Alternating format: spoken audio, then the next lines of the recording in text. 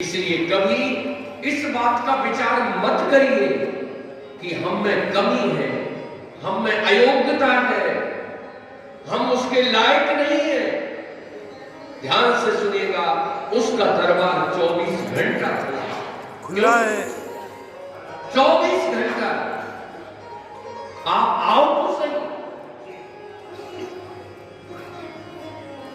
आप सब यहां पधारे। नंद महोत्सव में आपका खूब खूब स्वागत।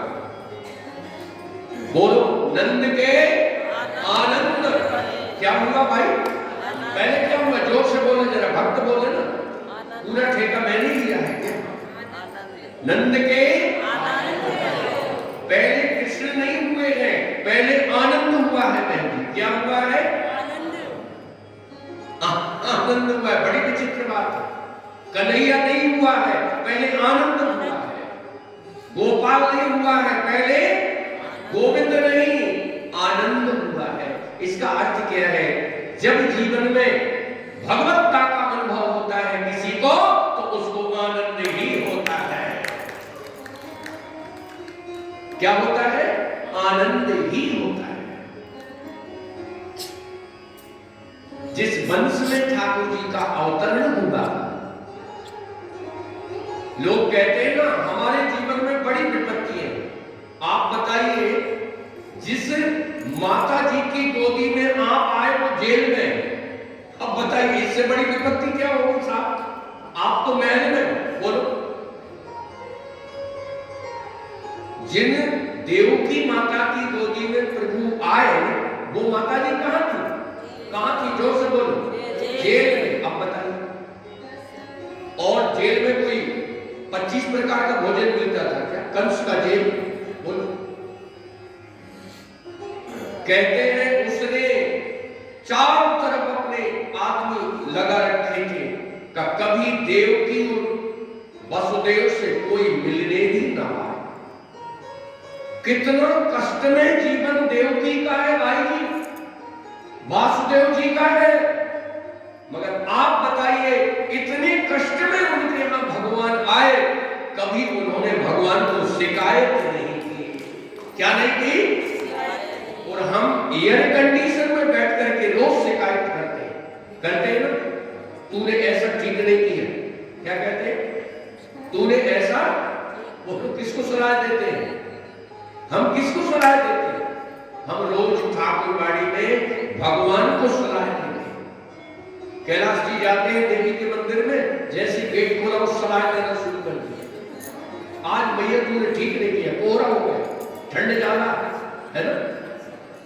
देखो, आज ही बता रहे थे, खूब सर्दी लगती जब मैं मंदिर जाता, मंदिर तक शिकायत करके भी जाते। देखो सर्दी ज्यादा है। हम जब भी भगवान के पास गए, हम शिकायत लेकर के गए, कभी धन्यवाद के भाव से नहीं गए। मैं आपसे प्रार्थना करूं, परिस्थिति जीवन में कोई भी आए, हमेशा आपके हृदय में धन्यवाद का भाव जगह रखें। मांगा है मैंने श्याम से वरदान एक ही, तेरी कृपा बनी रहे जब तक है जिंदगी।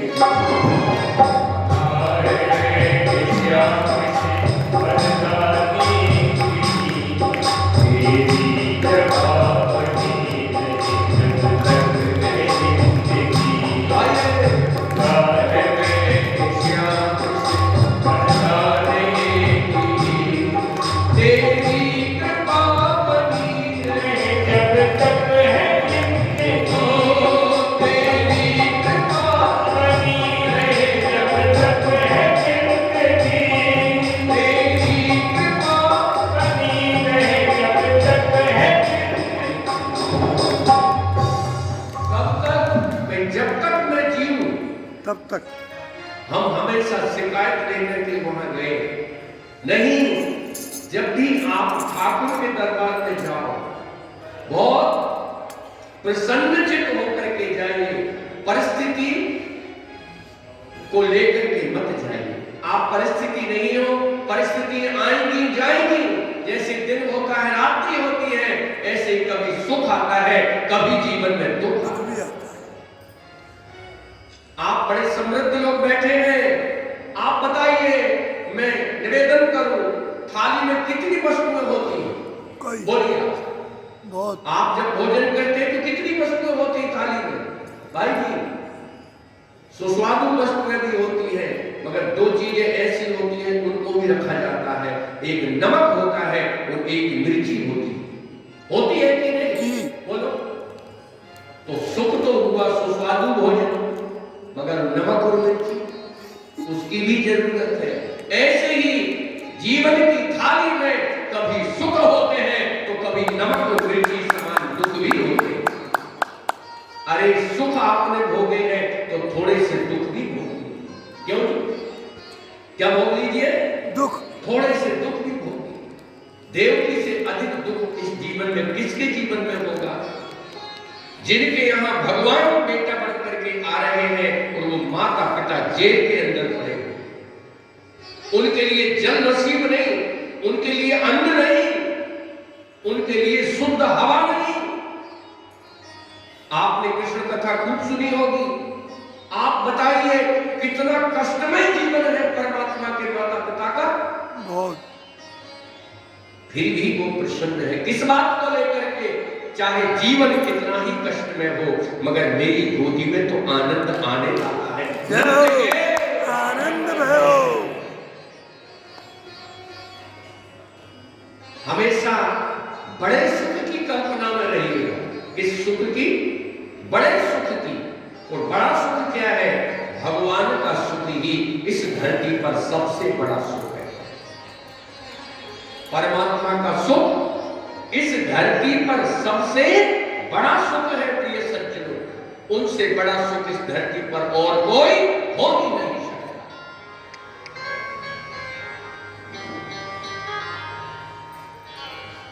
सुख स्वरूप रघुवंश मणि मंगल मोद निधान। सुख स्वरूप रघुवंश मणि मंगल मोद निधान।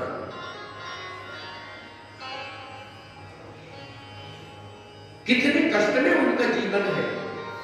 आप बताइए, जिनकी आंखों के सामने कंस ने एक एक करके उनके 6 बालकों का वध किया, बोलो उस मां का हृदय कितना बड़ा रहा होगा। उसने भगवान के लिए कितना सहा। भगवान ने कहा इंतजार करना पड़ेगा। आज आपकी गोदी के बालकों को खींच करके पस्तर शिला पर पकड़े, आप हजम कर लोगे? नहीं। क्यों? देवकी ने अपनी आंखों के सामने ये सब हजम किए। पहले पुत्र को जब महाराज वसुदेव कंस के समक्ष प्रस्तुत करते हैं तो कंस कहता है उस बालक को देख करके, अरे जीजा जी, इसने मेरा क्या बिगाड़ा है? आप ले जाइए इसको, मैं इसको नहीं मारूंगा, ये मेरा भांजा है। थोड़ी देर बाद अभी जीजा जी जेल तक पहुंच ही नहीं पाए थे कि नारद जी पहले टपक गए और एक बड़ा सा फूल लेकर के ऐसे घुमाने लगे। अरे कंस ने कहा समझ में नहीं आई, पुष्प है आपके हाथ में, कि इसलिए तुम्हें बता रहा हूं, इसकी कलियों को गिनो, पंखुड़ियों को कहीं से भी गिनो, जहां से गिनोगे वहीं से भस्म होगा। बोलिए। कंस ने कहा मैं ये कलियां नहीं गिनना चाहता, आप तो सीधी सीधी बात बताओ कि मामला क्या है। कि भाई देखो मामला ये है, चाहे यहां से गिनो तो 8 और वहां से गिनो तो 8। कंस ने कहा इसका मतलब जो पहला बालक आया ये मेरा काल, कि ये तो आप जानो महाराज जय श्री नारायण, हम क्यों उस झंझट में पड़े। बोलो। अभी वो वासुदेव जेल तक पहुंच भी नहीं पाए थे, वो प्रसन्न थे कि बीच में ही सेवक आया कि राजा ने बुलाया जल्दी चलो। तत्काल उनके हाथ से बालक को छीना और पस्तर से लगकर पटक दिया। ऐसे एक एक करके 6 के प्राण ले लिए है ना। 7वां जो गर्भ आया माता देवकी के यहाँ, उसका रूपांतरण हो गया, उसको बदल दिया गया। वो गर्भ कहां चला गया? कि वो गर्भ चला गया रोहिणी माता सेवकों ने खबर की कि महाराज सातवां गर्भ तो आया था, मगर लगता है आपके भय के कारण अपने आप नष्ट हो गए। कंस ने कहा ठीक है, मैं बचा इस कलंक से। ये अच्छा हुआ। बोलो, 8वां भी ऐसे ही चला जाए तो बढ़िया है। क्या कहा? 8वां भी ऐसे ही निपट जाए तो बढ़िया, मैं क्यों पाप में पड़ूं? मगर उसको पता नहीं था कि 7वें को तो यहां से दूर किया गया। अरे कंस, अगर 7वें गर्भ को तुम पकड़ते तो वो ही तुमको समाप्त कर देता। क्यों? वो भी भगवान की शक्ति थी, अनंत भगवान ने 8वें गर्भ के रूप में स्वयं पूर्ण ब्रह्म परमात्मा अपनी पूरी शक्ति लेकर के पधारे। जैसे ही भगवान का प्राकट हुआ, बोलिए भक्तवत्सल भगवान की जय। जैसे कि आप कल संक्षिप्त पद्धति से श्रवण किए, तत्काल भगवान ने वासुदेव जी से कहा कि मुझको यहां से लेकर के आप गोकुल चले। ध्यान से सुने, भगवान का मथुरा में पालन पोषण क्यों नहीं होता? मथुरा हिंसा की भूमि है। किसकी भूमि है? हिंसा की भूमि। जहां हिंसा है वहां भगवान नहीं रहता। भगवान ने कहा मुझको गोकुल ले चलो। गोकुल में कौन है? यशोदा है, वो वात्सल्य की मूर्ति है। भगवान जहां हिंसा होती है वहां नहीं रहते। जहां भाव होता है, जहां वात्सल्य होता है, वहां भगवान पहुंच जाते हैं। भगवान ने कहा मुझको लेकर के गोकुल चलो। वासुदेव जी ने कहा कि लेकर के तो चले महाराज, मगर देख नहीं रहे हो, ये गेट बंद है। भगवान ने कहा मैंने इतना ऐश्वर्य दिखाया फिर भी समझ में नहीं गए। कहते भगवान शंख चक्र गदा पद्म धारण करके प्रकट हुए थे। बोलिए चार भुजानाथ की जय। भगवान ने कहा चिंता मत करो पिताजी, मैंने पहले ऐश्वर्य दिखा दिया है, आप बस यहां से निकलो। बस दोनों पति पत्नी ने भगवान की स्तुति की है। भगवान को लेकर के जैसे ही गेट पर आए, अपने आप सब खुल गए। वो जो पहरेदार थे वो गहरी निद्रा में सो गए। अरे भगवान आए और विश्राम न मिले, क्यों? हो सकता है। जहां माया अधिक होती है वहां नींद कम होती है। ध्यान से सुनो, और जहां माया कम वहां नींद अधिक है। क्यों साहब? बिल्कुल। आपके झुंझुनू में फुटपाथ पे जो आदमी खर्राटे लेकर के सोता है, और किसी झुंझुनू में तुम करोड़पति के यहाँ जाओ, एसी में नींद नहीं आती। नहीं आती। मामला क्या है? नींद की गोली खाता है। क्या मामला है साहब? न उससे कोई मच्छर डसता, बोलो, न सर्प काटता, उसे कोई टेंशन ही नहीं। जहां माया कम वहां नींद अधिक, और जहां माया अधिक वहां नींद कम।